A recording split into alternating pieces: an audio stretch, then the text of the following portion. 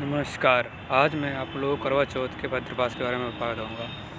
करवा चौथ पर भद्र का साया एक महत्वपूर्ण धार्मिक और ज्योतिषीय मान्यता है, जिसे महिलाएं विशेष रूप से ध्यान में रखती हैं। भद्रा अशुभ समय होता है, जिसे किसी भी शुभ कार्य के लिए वर्जित माना जाता है।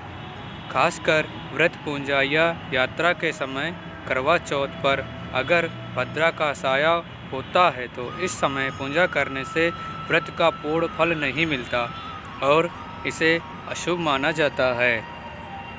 भद्रा का महत्व और पौराणिक कथा। भद्रा को हिंदू धर्म में सूर्य देव और छाया की संतान माना जाता है। भद्रा का स्वभाव उग्र और क्रूर था, जिससे उसकी गतिविधियों को हमेशा नुकसानदायक माना गया। पुराणों में एक कथा के अनुसार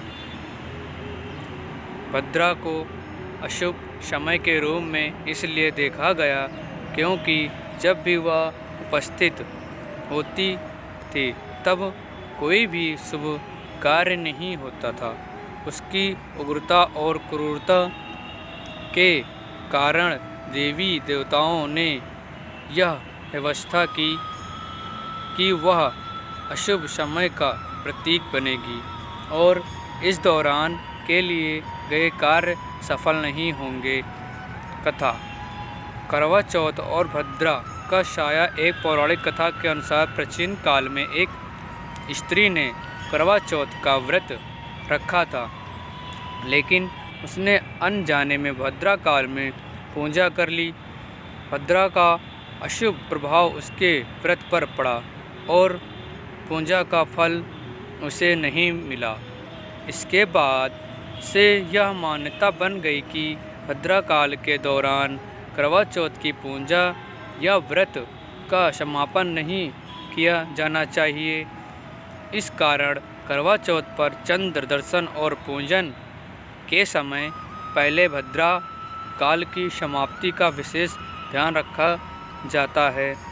यदि करवा चौथ के दिन भद्रा का साया हो तो महिलाएं पूजा का समय बदल देती हैं और भद्रा के समाप्त होने का इंतज़ार करती हैं ताकि पूजा सही समय पर करके व्रत का पूरा लाभ प्राप्त हो सके।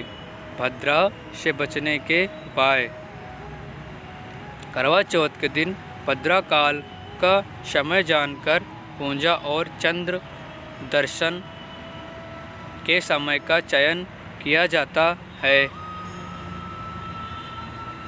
पूजा और व्रत के अनुष्ठान भद्रा समाप्त होने के बाद ही किए जाते हैं।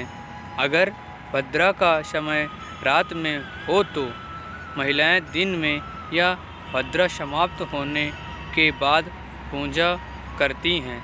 इस प्रकार भद्रा का साया करवा चौथ के व्रत और पूजा के समय बहुत ही महत्वपूर्ण होता है और महिलाएं इस समय का विशेष रूप से ध्यान रखती हैं ताकि उनके व्रत का सही फल मिल सके और पति की लंबी उम्र के लिए यह व्रत सफल हो सके।